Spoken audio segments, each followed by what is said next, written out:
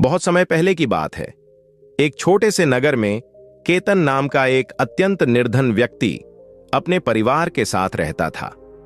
उसकी आर्थिक हालत इतनी कमजोर थी कि वह अपने घर वालों के लिए 2 वक्त का भोजन भी ठीक से नहीं जुटा पाता था। केतन दिन रात मेहनत करता, फिर भी घर का खर्च बड़ी मुश्किल से चल पाता। कई बार ऐसा होता कि घर में चूल्हा जल जाता, तो कई बार पूरा परिवार भूखे पेट ही सोने को मजबूर हो जाता। गरीबी ने उसके जीवन को बहुत कठोर बना दिया था। एक दिन केतन की पत्नी वसुंधरा ने उससे दुखी मन से कहा, स्वामी, बिना धन के हम कब तक ऐसे ही जीवन बिताते रहेंगे? मैं जैसे तैसे बच्चों को संभाल लूंगी, उनका पेट भरने की कोशिश करती रहूंगी, लेकिन आप कहीं बाहर जाकर काम कीजिए। भूख से तड़पने से अच्छा है कि आप किसी के यहां मेहनत मजदूरी कर लें। पत्नी की बातों में सच्चाई थी। कई बार समझाने के बाद अंततः केतन ने परदेश जाकर धन कमाने का निश्चय कर लिया। अगले ही दिन वह घर से निकल पड़ा। रास्ता कठिन था और उसे घने जंगलों से होकर गुजरना था। लंबी यात्रा करते करते वह बहुत थक चुका था। चलते चलते वह एक विशाल बरगद के पेड़ के पास पहुंचा। छाया देखकर उसने वहीं बैठकर कुछ देर आराम करने का निश्चय किया। तभी उसकी नजर पेड़ की ओर गई, जहां उसने देखा कि एक जहरीला नाग धीरे धीरे ऊपर चढ़ रहा है। उसी पेड़ पर एक तोते और मैना का घोंसला था। सांप को देखते ही उनके छोटे छोटे बच्चे भय से चिल्लाने लगे। केतन तुरंत समझ गया कि वह दुष्ट नाग उन नन्हे पक्षियों को अपना शिकार बनाने आया है। बिना देर किए वह खड़ा हुआ और साहस दिखाते हुए पेड़ पर चढ़ गया। काफी मशक्कत के बाद उसने उस सांप को मार गिराया और फिर नीचे उतरकर थकान से वहीं लेट गया। ऊपर घोंसले में बैठे तोता और मैना के बच्चे अपने प्राण रक्षक उस मनुष्य को मन ही मन ढेरों आशीर्वाद देने लगे। कुछ समय बाद जब तोता और मैना भोजन की तलाश से लौटे, तो उनके बच्चों ने घबराई हुई आवाज में उन्हें सारी घटना सुना दी। उन्होंने बताया कि किस तरह एक गरीब मुसाफिर ने अपनी जान जोखिम में डालकर उनकी रक्षा की। यह सुनकर तोता और मैना तुरंत नीचे उतरे और उस व्यक्ति के पास पहुंचे। उन्होंने आदरपूर्वक कहा, हे मनुष्य, तुमने हमारे बच्चों की जान बचाकर हम पर बहुत बड़ा उपकार किया है। बताओ, तुम कौन हो और कहां जा रहे हो? केतन ने नम्रता से उत्तर दिया, मैं एक गरीब व्यक्ति हूं। अपने परिवार की गरीबी दूर करने के लिए परदेश जा रहा हूं। यह सुनकर तोता बोला, जिस तरह तुम्हारे लिए तुम्हारे बच्चे सबसे प्रिय हैं, वैसे ही हमारे लिए भी हमारे बच्चे अनमोल हैं। तुमने हमारे बच्चों को जीवन दिया है, इसलिए हम चाहते हैं कि तुम्हारे बच्चों की भूख कभी न लगे। तोते ने आगे बताया कि वह और उसकी पत्नी हमेशा दुर्लभ रत्न जैसे मोती खाते हैं और उन्होंने सुना है कि मनुष्यों के लिए ये अत्यंत मूल्यवान होते हैं। उन्होंने केतन को कुछ मोती दिए और कहा कि इन्हें बेचकर भोजन की व्यवस्था करो। साथ ही उससे अनुरोध किया कि वह यहीं रहकर उनके बच्चों की देखभाल करे। बदले में वे रोज उसे ऐसे ही मोती दिया करेंगे। यह सुनकर केतन अत्यंत प्रसन्न हुआ। उसने सोचा कि यदि यहीं रहकर धन मिल सकता है तो परदेश भटकने की क्या आवश्यकता है। वह मोती लेकर पास के बाजार गया, भोजन और जरूरी सामान खरीदा और बरगद के नीचे एक छोटी सी झोपड़ी बना ली। अब वह वहीं रहने लगा और पूरे मन से तोता मैना के बच्चों की देखभाल करने लगा। तोता और मैना अब निश्चिंत हो गए थे। वे रोज सुबह उड़कर भोजन लाने जाते और शाम को लौटते। अपने बच्चों को सुरक्षित देखकर वे बहुत प्रसन्न होते और केतन का आभार व्यक्त करते। बदले में वे रोज उसे कुछ कीमती मोती देते। इस प्रकार 2 महीने बीत गए और पक्षियों के बच्चे भी बड़े हो गए। अब केतन को अपनी पत्नी और बच्चों की बहुत याद आने लगी। एक दिन उसने तोता और मैना से कहा कि वह अपने घर लौटना चाहता है। उन्होंने खुशी खुशी अनुमति दी और कहा कि अब उनके बच्चे उड़ने लायक हो चुके हैं। जाते समय उन्होंने केतन को ढेर सारे मोती उपहार में दिए। केतन उन मोतियों को लेकर अपने नगर लौट आया। जब उसने वसुंधरा को मोती दिखाए तो वह अत्यंत प्रसन्न हुई। उसने पूछा कि वह इतनी संपत्ति कहां से लाया। केतन ने पूरी कहानी सुना दी। उन मोतियों को बेचकर उन्होंने नया घर बनवाया, बच्चों के लिए अच्छे वस्त्र खरीदे और परिवार सुख शांति से रहने लगा। उसी नगर का राजा धर्मवीर एक गंभीर रोग से पीड़ित हो गया। दूर दूर से वैद्य आए पर कोई इलाज सफल न हुआ। अंत में एक वैद्य ने कहा कि यदि तोते के बच्चे का मांस मिल जाए तो राजा बच सकता है। राजा ने पूरे राज्य में घोषणा करवा दी कि जो कोई तोते का बच्चा लाएगा उसे भारी इनाम मिलेगा। यह खबर पूरे राज्य में फैल गई और लोग तोते की तलाश में निकल पड़े, पर किसी को भी वह पक्षी नहीं मिला। एक दिन माधव की पत्नी शारदा अपने पड़ोस की कुछ स्त्रियों के साथ बैठकर बातें कर रही थीं। हंसी मजाक के बीच अचानक किसी ने राजा के आदेश की चर्चा छेड़ दी। एक स्त्री बोली, बहन, क्या तुम्हें पता है, महाराज ने पूरे राज्य में यह ऐलान करवा दिया है कि जो कोई उन्हें तोते का बच्चा लाकर देगा उसे ढेर सारे सोने के सिक्के मिलेंगे। लेकिन तोते का बच्चा पकड़ना कोई आसान काम नहीं है। यह सुनकर शारदा कुछ गर्व से बोली, अरे, इसमें कौन सी बड़ी बात है। मेरा पति तो 2 महीने तक तोता और मैना की सेवा करके आया है। वह चाहे तो एक नहीं कई तोते ला सकता है। इतना कहकर वह घर लौट आई। लेकिन उसकी यह बात वहीं नहीं रुकी। पड़ोस की स्त्रियों ने अपने अपने पतियों को बताया और देखते ही देखते यह चर्चा पूरे नगर में फैल गई। धीरे धीरे यह खबर राजा रणधीर के कानों तक भी पहुंच गई कि उसके राज्य में एक ऐसा व्यक्ति है जो तोता और मैना के साथ रह चुका है। राजा ने तुरंत अपने सिपाहियों को आदेश दिया कि उस व्यक्ति को दरबार में उपस्थित किया जाए। सैनिक शारदा के पति माधव को पकड़कर राजा के सामने ले आए। राजा ने कठोर स्वर में कहा, यदि तुम हमें एक तोते का बच्चा लाकर दे दो तो हम तुम्हें मनचाहा इनाम देंगे। यह सुनते ही माधव घबरा गया, हाथ जोड़कर बोला, महाराज, आप चाहे मेरे प्राण ले लें, लेकिन मैं यह काम नहीं कर सकता। जिन बच्चों की जान मैंने बचाई, मैं उनका हत्यारा कैसे बन सकता हूं? रक्षक भक्षक नहीं हो सकता। माधव का यह उत्तर सुनकर राजा क्रोधित हो गया। उसने धमकी देते हुए कहा, यदि तुमने हमारी आज्ञा नहीं मानी तो तुम्हारी पत्नी और बच्चों को मृत्यु दंड दे दिया जाएगा। राजा की धमकी सुनकर माधव के पैरों तले जमीन खिसक गई। भारी मन से वह घर लौटा और शारदा पर गुस्सा करते हुए बोला, तुमने यह क्या अनर्थ कर दिया? घर की बातें दूसरों से कहने की क्या जरूरत थी? तुम्हारी इसी नासमझी ने हमें मौत के मुंह में डाल दिया है।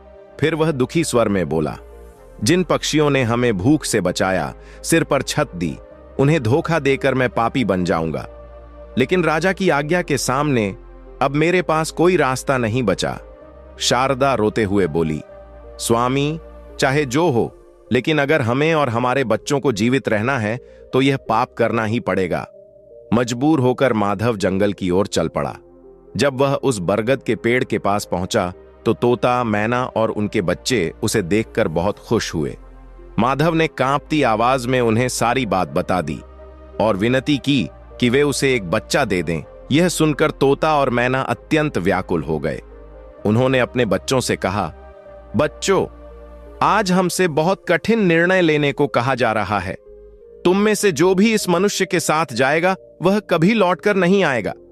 तभी एक नन्हा तोता आगे बढ़ा और बोला, मां पिता, इसी मनुष्य ने हमारी जान बचाई थी।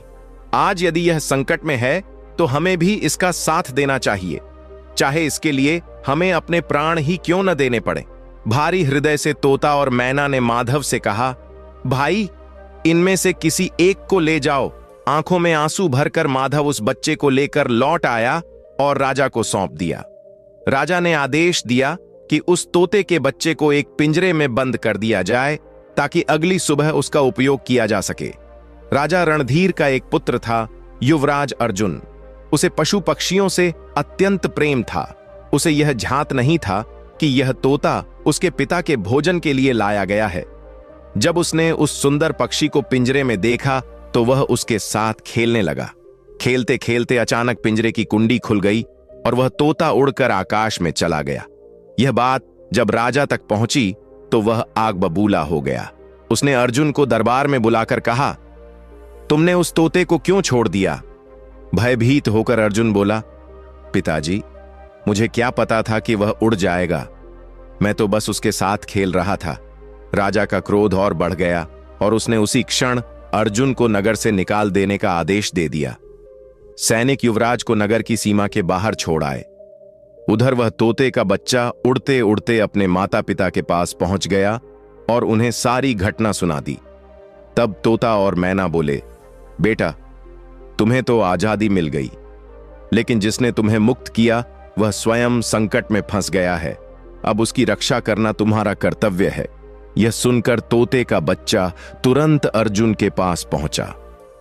उसे देखकर युवराज चकित रह गया और बोला, अरे, तुम तो वही पक्षी हो जिसे मैंने आजाद किया था। तुम्हें बचाने की कीमत मुझे नगर से निष्कासन के रूप में चुकानी पड़ी। अब मैं क्या करूं, कहां जाऊं? तोता बोला, मित्र, तुम बिल्कुल चिंता मत करो। जिस प्रकार तुमने मेरी जान बचाई थी, उसी प्रकार अब मैं तुम्हारा साथ निभाऊंगा। यह सुनकर युवराज समरवीर के मन में नया उत्साह जाग उठा। उसे यह सोचकर बहुत प्रसन्नता हुई कि अब इस कठिन समय में वह अकेला नहीं है। इसके बाद समरवीर और तोता साथ साथ दूसरे नगरों की ओर घूमने निकल पड़े। एक दिन चलते चलते वे एक अत्यंत सुंदर उद्यान में पहुंचे।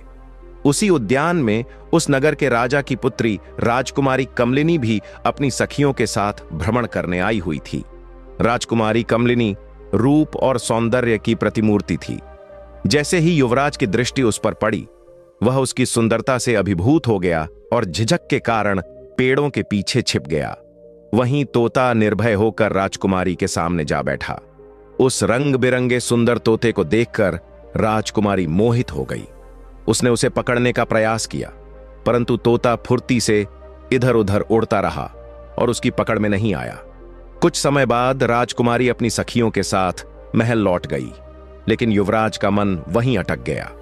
वह पूरी तरह से कमलिनी के प्रेम में डूब चुका था और उसके बिना उसे चैन नहीं मिल रहा था। युवराज ने तोते से विनती की, मित्र, किसी भी तरह मुझे उस राजकुमारी से मिला दो। उसके बिना अब मेरा जीवन सूना है। तोता बोला, मैं पहले पता लगाता हूं कि वह कहां रहती है और उससे मिलने का कोई उपाय खोजता हूं। यह कहकर वह महल की ओर उड़ गया। वहां उसने देखा कि चारों ओर सशस्त्र सैनिक तैनात हैं और कड़ा पहरा है। तोता लौट आया और बोला, राजकुमारी से मिलना आसान नहीं है, लेकिन एक उपाय है। तोते ने कहा, तुम अपना रुमाल मुझे दे दो, मैं यह रुमाल राजकुमारी तक पहुंचा दूंगा और बदले में उसकी ओढ़नी ले आऊंगा। रात के समय तोता चुपचाप युवराज का रुमाल लेकर राजकुमारी के कक्ष में पहुंचा और वहां रुमाल रखकर उसकी ओढ़नी ले आया। सुबह जब राजकुमारी की आंख खुली तो उसने अपने पास एक अनजान रुमाल देखा और अपनी ओढ़नी गायब पाई। राजकुमारी के मन में शंका और क्रोध दोनों उत्पन्न हो गए। उसने सिपाहियों से पूछा कि रात में उसके कक्ष में कौन आया था, लेकिन किसी के पास कोई उत्तर नहीं था। इसके बाद महल की सुरक्षा और अधिक कड़ी कर दी गई। फिर भी अगली रात तोता फिर से वहां पहुंचा और युवराज द्वारा लिखी गई एक चिट्ठी राजकुमारी के पास रख आया। सुबह जब राजकुमारी ने वह पत्र पढ़ा तो उसमें लिखा था, राजकुमारी, जिस क्षण मैंने तुम्हें देखा उसी क्षण से मेरा हृदय तुम्हारा हो गया। मैं तुमसे विवाह करना चाहता हूं। यदि तुम मुझसे मिलना चाहो तो उद्यान में आना। यह पढ़कर राजकुमारी का मन विचलित हो गया। वह अगली शाम अपनी सखियों के साथ उद्यान पहुंची, पर वहां उसे कोई पुरुष दिखाई नहीं दिया। केवल वही तोता वहां मौजूद था। तोते ने कहा, राजकुमारी, जिसे तुम देखना चाहती हो, मैं तुम्हें उससे मिला सकता हूं, लेकिन पहले तुम्हें वचन देना होगा कि तुम यह बात अपने पिता से नहीं कहोगी और मेरे मित्र को बंदी नहीं बनवाओगी। राजकुमारी ने वचन दे दिया। तब तोते ने युवराज समरवीर को बुलाया। युवराज का तेजस्वी रूप देखकर राजकुमारी भी उस पर मोहित हो गई। राजकुमारी ने उससे पूछा कि वह कौन है और कहां से आया है। युवराज ने अपना पूरा दुख भरा जीवन वृत्तांत उसे सुना दिया। उसकी कहानी सुनकर राजकुमारी के मन में उसके प्रति करुणा और प्रेम दोनों उत्पन्न हो गए। इसके बाद वह रोज गुप्त रूप से उसी उद्यान में युवराज से मिलने आने लगी। एक दिन राजकुमारी कमलिनी ने कहा, मेरे पिता कभी हमारे विवाह के लिए तैयार नहीं होंगे, इसलिए बेहतर है कि हम यहां से दूर कहीं चलें और वहीं विवाह कर लें। अंततः वही हुआ। एक रात राजकुमारी घोड़े पर सवार होकर युवराज के साथ नगर से निकल गई। काफी दूर जाकर उन्होंने घास फूस की एक कुटिया बनाई और वहीं विवाह कर सुखपूर्वक रहने लगे। समय बीतता गया, तोता भी उन्हीं के साथ रहता था। एक दिन दुर्भाग्यवश कुटिया में आग लग गई। आग बुझाने के प्रयास में तोते का एक पंख जल गया। तब तोते ने युवराज से कहा, अब तुम्हें अपने नगर लौट जाना चाहिए। समय बीत चुका है, तुम्हारे पिता का क्रोध भी शांत हो गया होगा। जब वे तुम्हें अपनी पत्नी के साथ देखेंगे तो अवश्य क्षमा कर देंगे। मेरा पंख जल गया है, इसलिए मैं अभी उड़ नहीं सकता। जब नया पंख उगाएगा तब मैं तुमसे मिलने आऊंगा। युवराज और उसकी पत्नी नगर की ओर चल पड़े। रास्ते में उन्हें एक गहरी नदी मिली। वे दोनों नाव में बैठकर नदी पार करने लगे, लेकिन दुर्भाग्य से नदी के बीच पहुंचते ही नाव पलट गई। तेज धारा में दोनों बहने लगे। बहाव युवराज को बहुत दूर ले गया, जबकि राजकुमारी कमलिनी बहती हुई एक अन्य राजा के बगीचे में जा पहुंची। वहां का माली जब उसे बेहोशी की हालत में देखता है तो घबरा जाता है और तुरंत जाकर राजा को इस अद्भुत घटना की सूचना देता है। जब उस राज्य के राजा भानुपाल ने नदी किनारे अचेत अवस्था में पड़ी उस सुंदर युवती को देखा तो वह उसके रूप पर मोहित हो गया। उसने तुरंत उसे अपने महल में भिजवाया और राजवैद्यों से उसका उपचार करवाया।